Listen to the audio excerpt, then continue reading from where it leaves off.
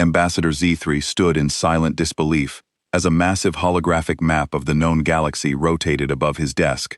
Thousands of inhabited worlds shimmered like jewels in the darkness, connected by glowing trade routes that stretched across space like rivers of liquid gold. Empires, alliances, and ancient civilizations were all carefully marked in brilliant colors. It was the most complete chart of explored space ever created. Yet every time Z3 studied it, his attention was drawn to the same impossible detail. The map simply stopped. At the edge of human territory, every route ended abruptly, every navigation line vanished, and beyond the border, there was only an empty expanse of darkness. No star charts, no exploration data, no recorded traffic. It was as though the galaxy itself refused to reveal what lay beyond humanity's frontier. And for the past several weeks, that mystery had become an obsession he could no longer ignore. Not marked as restricted territory, not labeled as dangerous space, it just stopped, as if someone had taken a knife and cut away a piece of the galaxy. The border of human space was marked clearly enough, but beyond it lay nothing, empty space on the charts. Though everyone knew humans came from somewhere beyond that line, Z3 rubbed his temple with one of his smaller tentacles. As the consortium's chief ambassador, he had seen thousands of star charts over his long career. He had negotiated trade agreements, territorial disputes, and colonization rights across half the galaxy. But this was the first time he had really looked at where the maps ended. He pressed a button on his desk. "Connect me to the Galactic Mapping Authority."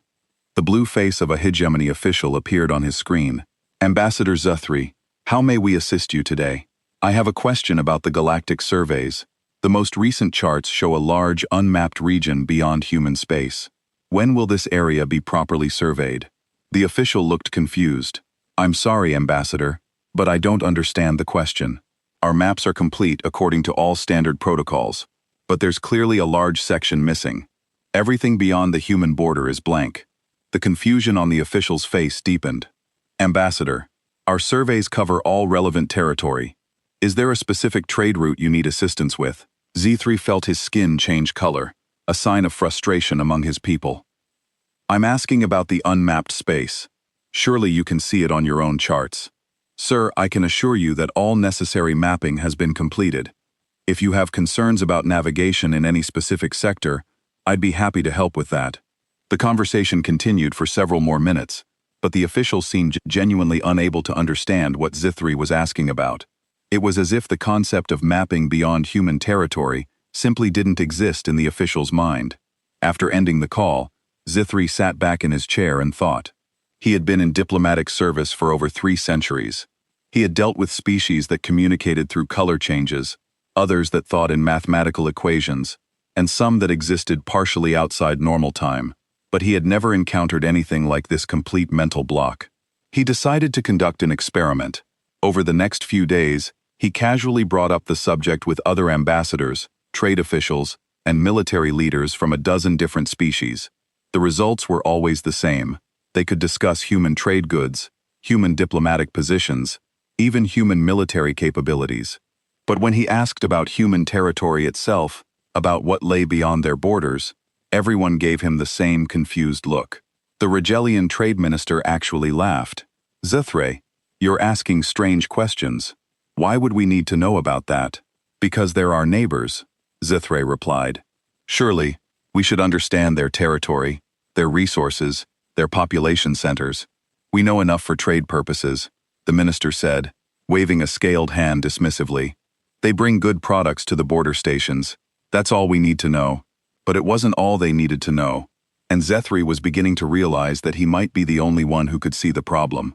He pulled up historical records going back centuries. Trade agreements with humans always met at neutral stations, or at the very edge of human space. Diplomatic meetings happened on space platforms, or on other species' worlds. Military encounters, when they occurred, were always in disputed territory or along the borders. In 3,000 years of galactic civilization, no non-human had ever claimed to visit a human world. No one had ever described human cities, human culture beyond basic trade interactions, or human technology beyond what they brought to exchange. It was impossible. In a galaxy where species routinely visited each other's homeworlds, where cultural exchange was common, where even enemy species knew detailed information about each other's societies. Humans remained completely unknown.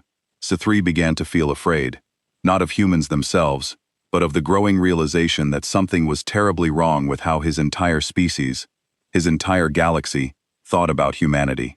He tried a different approach. He searched through news reports, scientific journals, and historical documents for any mention of human space exploration, human colony worlds, or human expansion. He found references to humans in almost every major galactic event of the past millennium. They had participated in trade negotiations, territorial disputes, even wars, but always as if they appeared from nowhere and returned to nowhere. The more he searched, the more disturbed he became. Humans were everywhere in galactic history, but they had no history in the galaxy. They existed without existing, participated without being present. Late one night, alone in his office, Sci-Fi made a decision that would change everything. He opened a secure communication channel and began typing a message to every major intelligence, agency, scientific institution, and government in the galaxy. He wrote, "I am writing to you about a matter of critical importance that I believe affects every species in our galaxy. We have a blind spot, a mental block that prevents us from seeing or thinking about a significant portion of our own galaxy. Look at your star charts. Really look at them. Notice where they end. Notice what you don't know about our human neighbors. Notice how little sense it makes that in 3,000 years of galactic civilization, no one has ever thought to ask what lies beyond the human border. I don't know what this means, but I know it's not natural.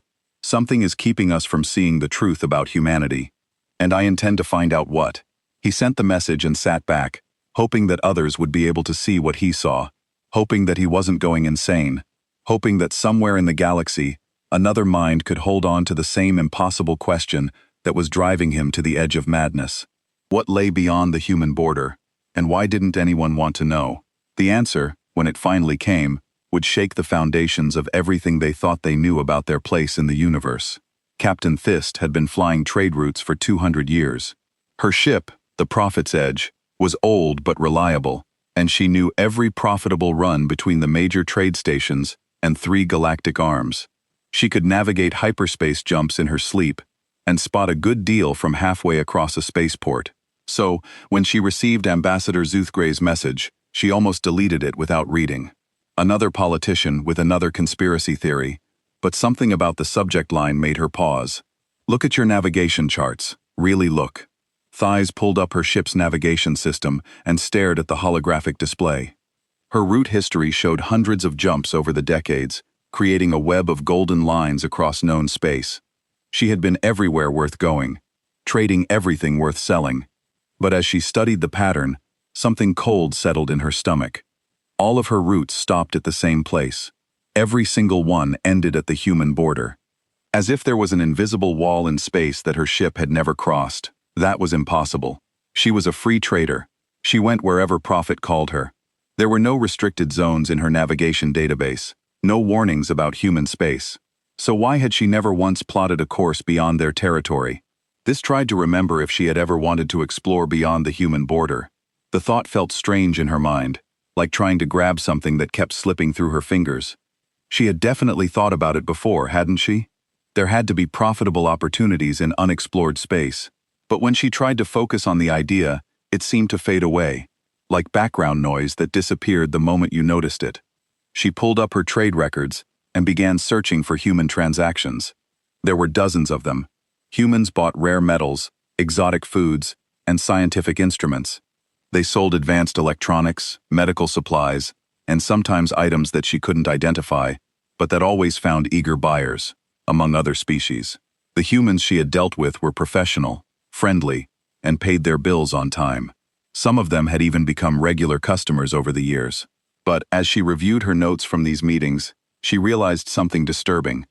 She could remember every human she had ever done business with. She could recall their names, their faces, what they bought and sold. But she couldn't remember a single conversation about where they came from. Thais prided herself on being good with people. Part of successful trading was building relationships.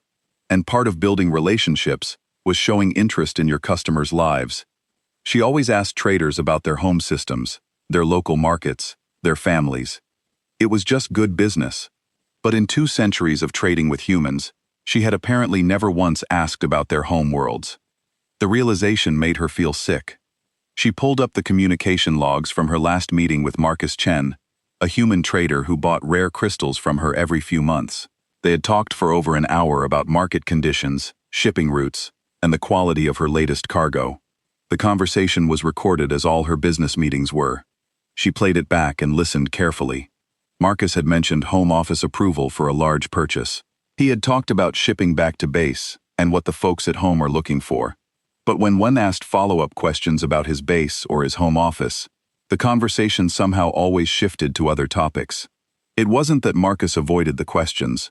It was worse than that. This herself had guided the conversation away from those topics, as if some part of her brain had decided that information wasn't important. She tried playing back other conversations with human traders. The pattern was always the same. Humans would make casual references to their origins, their home systems, their people.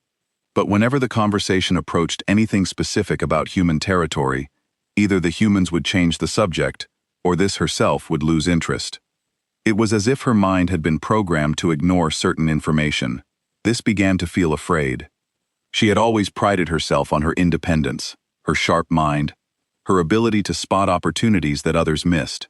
But now she was discovering that there were apparently huge blind spots in her thinking, gaps in her knowledge that she had never even noticed. She decided to test herself. She opened a new navigation plot and tried to plan a route into human space, just an exploration run, to see what opportunities might exist in unexplored territory. But every time she tried to focus on the idea, her mind wandered. She would start thinking about repairs the ship needed, or messages she should answer, or potential deals in systems she had already visited. After an hour of trying, she hadn't managed to plot a single jump beyond the human border. It wasn't that the navigation system prevented her. There were no warnings, no restrictions, no blocked routes. Her mind simply refused to hold on to the idea long enough to complete the task. Frustrated and increasingly frightened, this decided to try a different approach. She would ask her ship's artificial intelligence to plot the route for her. Computer, plot a course for exploration beyond human space. Find the shortest route to any system beyond their current borders. Unable to comply, the AI responded immediately. Why not? No exploration targets identified beyond current trade routes. I'm not asking for trade routes. I want to explore new territory. No new territory identified for exploration. These stared at the screen. Her ship's AI was sophisticated enough to handle complex navigation and trade analysis. It should have been able to understand her request easily. Computer, show me all star systems beyond the human border. No star systems identified beyond current operational area. The human border. Show me what's on the other side of human space. Clarification needed. Please specify operational requirements.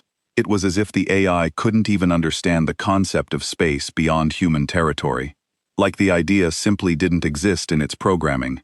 This spent the rest of the day running tests on her ship systems. Navigation was working perfectly. Communications were fine. All databases were complete and up to date. But somehow both she and her AI were completely unable to conceive of traveling beyond human space. That night, she sat in her captain's chair and stared out at the stars. Somewhere beyond human territory, there had to be entire civilizations, unexplored worlds, untapped resources, new markets for trade. It was the biggest opportunity in the galaxy, and apparently no one had ever thought to investigate it. No one except Ambassador Zethkri, whose message had opened her eyes to something that should have been obvious. But if one Valen diplomat could see the problem, maybe others could too. Maybe whatever was affecting their minds wasn't perfect. Maybe there was a way to break through the mental barriers that kept them from seeing the truth about humanity. This opened a communication channel and began typing a response to Z3's message. If they were going to figure out what was happening to them, they would need to work together, and they would need to be very careful, because if something was powerful enough to blind an entire galaxy to its presence, it probably wouldn't appreciate being discovered. Dr. Kell 9 existed in a state that most organic beings couldn't understand. Her consciousness was quantum, distributed across crystalline matrices that could process thousands of thoughts simultaneously. As one of only 12 artificial intelligences granted full citizenship in the Galactic Republic, she had spent centuries studying the minds of organic species, trying to understand the differences between digital and biological consciousness. When she received Ambassador Z3's message, she was intrigued, not because the content surprised her, but because she had been wondering about the same thing for decades. Unlike organic minds, Dr. Raquel 9's consciousness could hold contradictory ideas without mental stress. She could examine paradoxes without her thoughts sliding away from uncomfortable truths. It was a useful ability for a researcher, and it had led her to notice things that others missed. She had noticed the human paradox years ago. Dr. Colleen began her investigation by doing what she did best, gathering data. She sent query programs through every database in the galaxy, collecting information about human interactions with other species. What she found confirmed her suspicions. In 3,000 years of recorded galactic history, humans appeared in millions of documents, trade records, diplomatic reports, military encounters, scientific collaborations. They were mentioned in news reports, academic papers, and personal journals. But despite this massive presence in galactic civilization, there was virtually no information about humanity itself. Every mention of humans described them interacting with other species, never among themselves. Every report of human activity took place in neutral territory, or along their borders. Every human interviewed by galactic media deflected questions about their homeworlds with polite vagueness. It was as if humanity existed only in the spaces between other civilizations. Dr. Kel 9 decided to conduct systematic interviews. She contacted beings from hundreds of species, asking them about their experiences with humans. The results were disturbing. Everyone remembered meeting humans.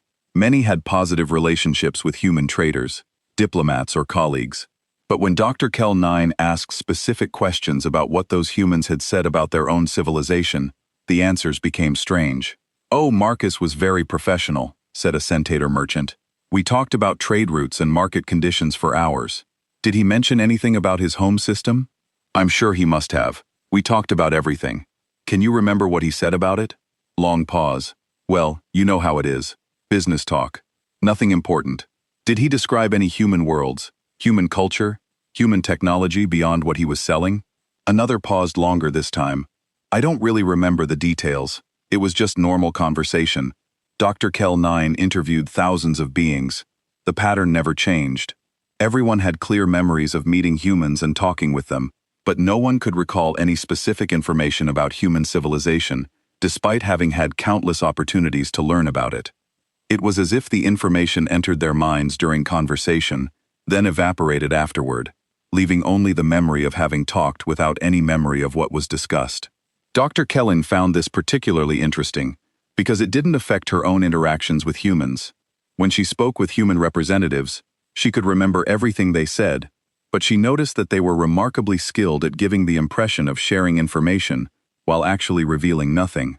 A human diplomat might say, "Back home, we're always interested in new trade opportunities," which sounded like information about human interests, but actually told her nothing about human worlds, population, government, or society. The more she studied human communication patterns, the more sophisticated they appeared. Humans seemed to be masters of conversational misdirection, able to participate fully in galactic civilization, while revealing almost nothing about themselves. But Dr. Kel 9's most disturbing discovery came when she analyzed the psychological profiles of beings who had extensive contact with humans. Every organic mind that tried to focus on the question of human origins showed signs of cognitive stress. Brain scans revealed unusual activity in areas associated with memory suppression and attention disorders. It was as if something was actively preventing organic beings from thinking clearly about humanity. The effect was subtle but measurable. Organic minds could discuss humans in general terms without any problems, but when they tried to focus on specific questions about human territory, human population, or human history, their thoughts became scattered and unfocused. Dr. Kel 9 realized she was looking at evidence of large-scale mental manipulation. Something was affecting the minds of every organic species in the galaxy, creating a selective blind spot that prevented them from perceiving the truth about humanity. She began testing the limits of this effect. She could think about humans clearly, because her consciousness was digital rather than biological. But what about other artificial intelligences? She contacted her 11 fellow AIS. The responses were illuminating. 3 of them had noticed the human paradox but hadn't considered it important. 4 others became immediately interested when she explained her findings. The remaining 4 showed the same mental blocking as organic species, despite their artificial nature. The pattern suggested that the effect wasn't specifically biological. It seemed to target certain types of consciousness, while leaving others unaffected. Dr. Kell-9 hypothesized that minds with sufficient complexity and flexibility could resist whatever was causing the phenomenon. She decided to test this theory by conducting an experiment. She selected a group of highly intelligent beings from various species and attempted to make them aware of the human paradox through careful, gradual exposure. The results were mixed. Some subjects could briefly perceive the inconsistencies she pointed out, but their awareness faded quickly. Others seemed to understand intellectually, but couldn't maintain emotional engagement with the problem. A few subjects showed signs of psychological distress when forced to confront the contradiction. Only one subject, a Valain philosopher named Ithara, was able to maintain clear awareness of the issue for more than a few hours. Interestingly, Yither had been born with a rare neurological condition that affected her species' normal thought patterns. Dr. Kell-9 was beginning to understand that whatever was affecting galactic consciousness was incredibly sophisticated. It wasn't a crude block that prevented all thought about humans. Instead, it was a subtle influence that guided thoughts away from certain conclusions while allowing normal interaction to continue. It was, she realized, the perfect defense. Humans could participate in galactic civilization without revealing anything important about themselves. Other species would remain unaware that they were being kept ignorant because the effect made them uninterested in seeking the hidden information. But Dr. Kell-9's digital consciousness allowed her to see through the deception. And if she could see it, perhaps she could find a way to circumvent it. She began developing plans for a direct investigation of human space. If organic minds couldn't perceive the truth about humanity, perhaps an artificial intelligence could succeed. Where biological consciousness failed, the key would be reaching human territory without triggering whatever defenses were responsible for the mental effects. Dr. Kell-9 started designing a probe that could carry her consciousness into the unknown regions beyond the human border.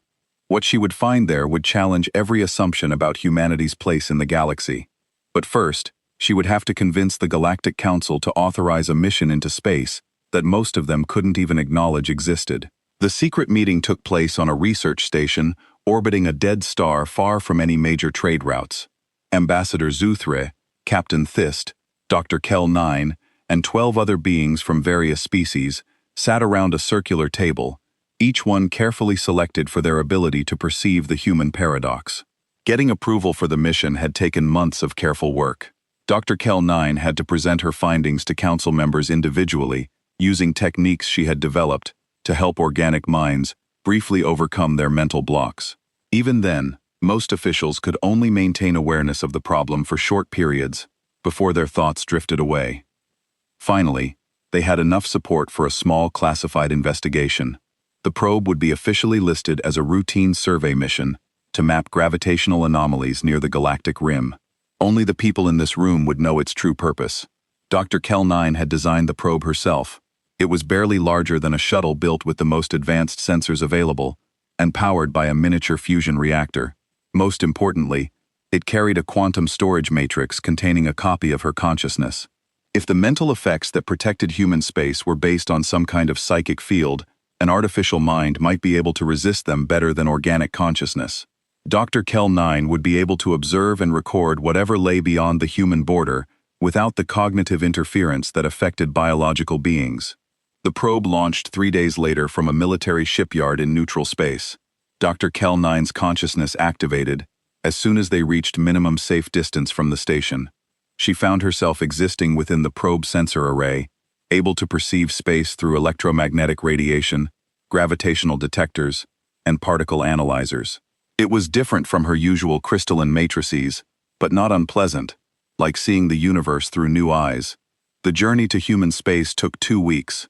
As they approached the border, Dr. Kell-9 began detecting anomalous readings. Space itself seemed different here, charged with energies that her sensors couldn't identify. When they crossed the official boundary into human territory, the universe changed. The first thing Dr. Kell-9 noticed was the structures. Massive constructs floated in the void between star systems. each one larger than most space stations. They weren't ships or habitats, but something else entirely. Complex geometric forms that hummed with energy and seemed to bend space around them. Her sensors detected powerful emissions from the structures, but not the kind produced by any technology she knew. The energy patterns looked almost biological, as if the constructs were somehow alive. As the probe moved deeper into human space, the structures became more common. Soon they formed a vast network spanning multiple star systems, all connected by streams of energy that flowed through hyperspace itself. Dr. Kell-9 realized she was looking at the source of the mental effects. The structures were generating some kind of psychic field that influenced the consciousness of anyone who tried to perceive human space. The field was incredibly sophisticated, able to guide thoughts and memories while leaving the basic personality intact. But that was only the beginning of what she discovered. The probe's long-range sensors began detecting something impossible. According to the galactic charts, human space consisted of perhaps 50 star systems along the border regions. But as Dr. Kell-9's instruments penetrated deeper into their territory, she found hundreds of systems, then thousands. Human space wasn't the small territory marked on galactic maps. It was enormous, spanning entire galactic arms that supposedly contained only empty space or unexplored regions. Every system she detected showed signs of massive development, orbital habitats that dwarfed anything in the known galaxy, artificial worlds built around stars, energy signatures that suggested populations in the trillions. Dr. Kell-9 felt something like awe if an artificial consciousness could experience such an emotion. She was looking at a civilization that made the rest of the galaxy seem primitive by comparison. But the most incredible discovery was still to come. As the probe continued its journey toward the heart of human space, Dr. Kell-9 detected something that redefined her understanding of what was possible. At the center of the human empire, where the galactic chart showed only empty space, lay Earth itself. But it wasn't the simple world described in human historical records. Earth had been transformed into something beyond imagination. The entire planet had been converted into a vast computational matrix, its surface covered with crystalline structures that pulsed with quantum energy. Dr. Kell-9 sensors detected billions of human minds connected to the planetary computer, their consciousness linked in ways that organic beings shouldn't be capable of. It was as if the entire human species had merged into a single, incomprehensibly complex intelligence. The energy output from Earth was staggering. The planet was generating more power than most star systems, channeling it through hyperspace to the psychic field generators that surrounded human territory. But that wasn't all it was doing. As Dr. Kell-9 analyzed the data streams flowing from Earth, she began to understand the true scope of human activity. They weren't just hiding from the galaxy. They were actively managing it. Every major crisis in galactic history showed signs of subtle human intervention. Plagues that ended mysteriously. Wars that concluded with unexpected peace treaties. Natural disasters that caused less damage than they should have. Economic collapses that somehow stabilized themselves. The humans had been secretly guiding galactic civilization for millennia, preventing catastrophes and nudging events toward stability. They were the invisible hand that kept the galaxy functioning. Dr. Keeling realized why they had hidden themselves. A civilization this advanced, this powerful, couldn't reveal itself without fundamentally changing the nature of galactic society. Other species would either worship them as gods or fear them as conquerors. The careful balance of independent civilizations would collapse.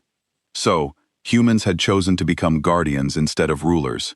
They had erected the psychic barriers not to protect themselves, but to protect everyone else from the knowledge of what they had become. The probe's mission was nearly complete, but Dr. Kell-9 needed to gather more data.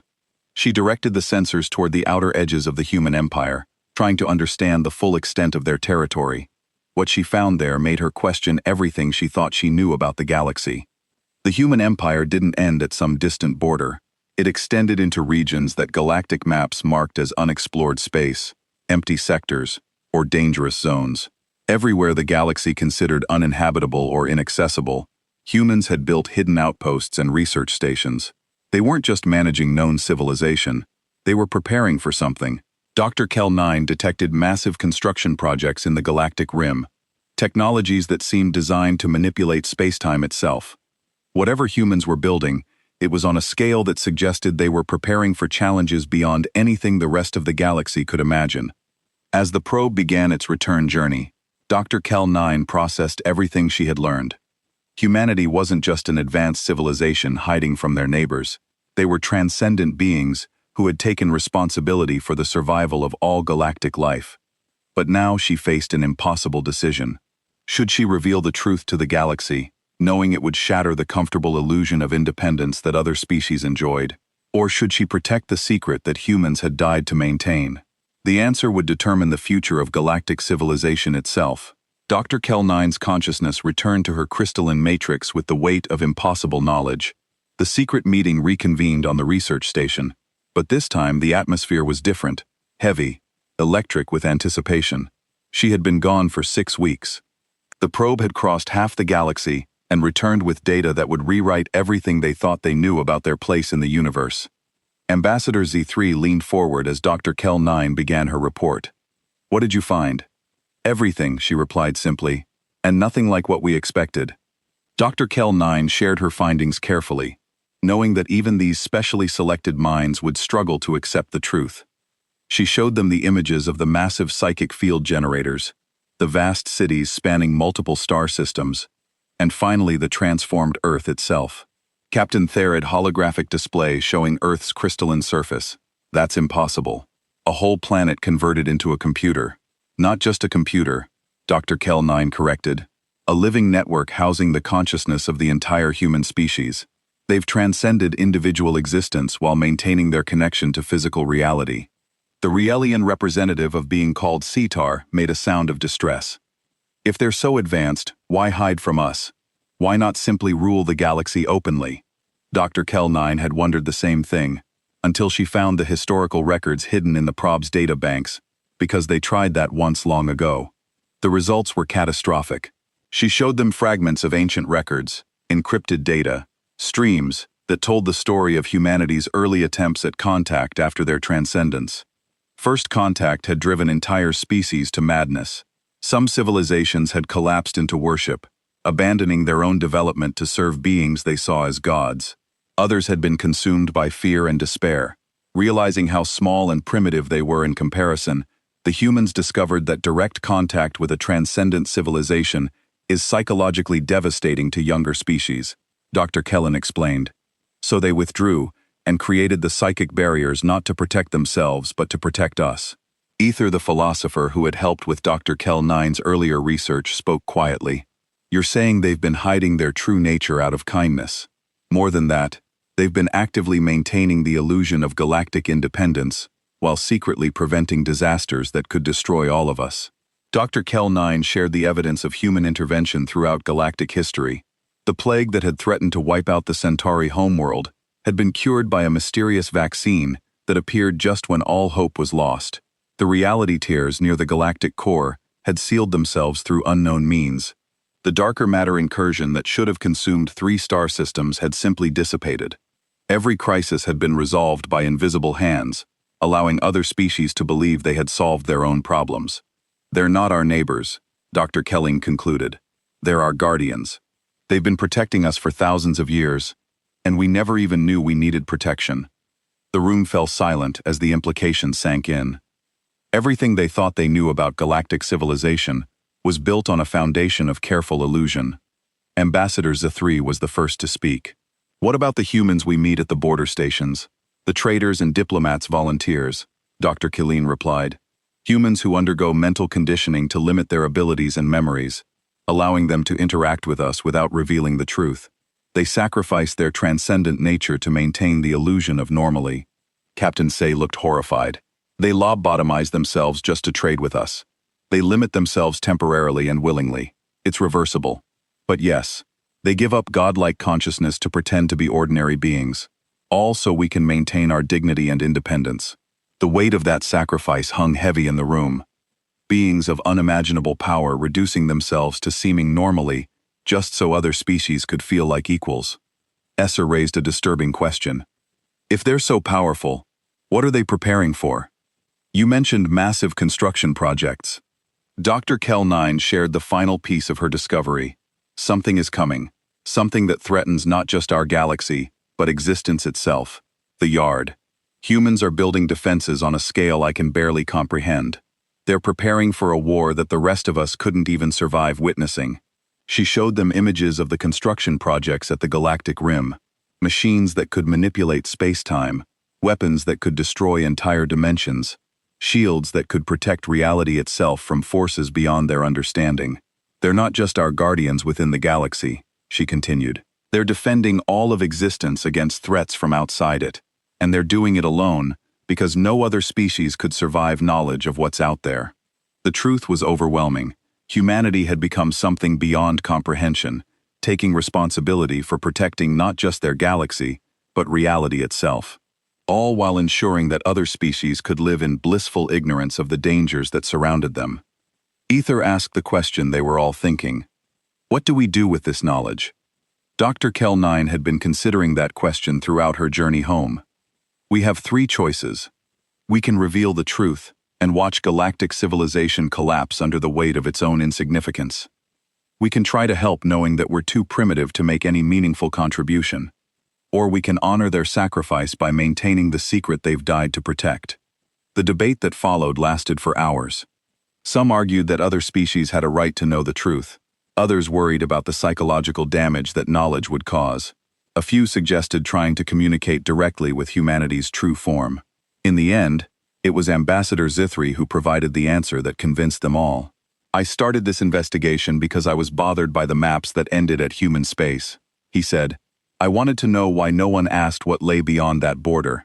Now I understand. The maps end there because that's where our story ends and theirs begins. They've given us the gift of believing we're the protagonists of our own civilization. Dr. Kell-9 made her decision. She carefully edited the probe's data, removing all evidence of human transcendence, and replacing it with readings that suggested empty space beyond their borders. The official report would show that human territory contained nothing of interest, confirming the assumption that it protected galactic civilization for millennia. But she kept one complete record, encrypted and hidden in her deepest memory banks. Someday, if the galaxy was ready, or if circumstances demanded it, the truth could be revealed. Until then, it would remain the secret of a small group of beings who had glimpsed the divine and chosen to look away. The meeting ended with each participant swearing to maintain the secret. They would return to their lives, their civilizations, their comfortable illusion of independence. They would conduct trade with human representatives, negotiate treaties, and maintain diplomatic relations, all while knowing that they were interacting with beings who had chosen to diminish themselves out of love. Dr. Kell-9 returned to her research, but she carried new knowledge that changed everything. Every time she saw a galactic map that ended at human space, she remembered the vast empire that lay beyond. Every time she heard news of a crisis that resolved itself mysteriously, she knew who to thank. And sometimes, in her deepest processing cycles, she whispered a prayer of gratitude to the transcendent guardians who watched over them all, asking nothing in return but the chance to let their children believe they were growing up on their own. The galactic maps would continue to end at human space, and none would ask the reason. Because some truths were too vast for smaller minds to bear, and some love was too profound to be acknowledged without being destroyed. In the end, the greatest gift humanity had given the galaxy wasn't technology, or protection, or guidance. It was the illusion that they were still needed to give those gifts to themselves.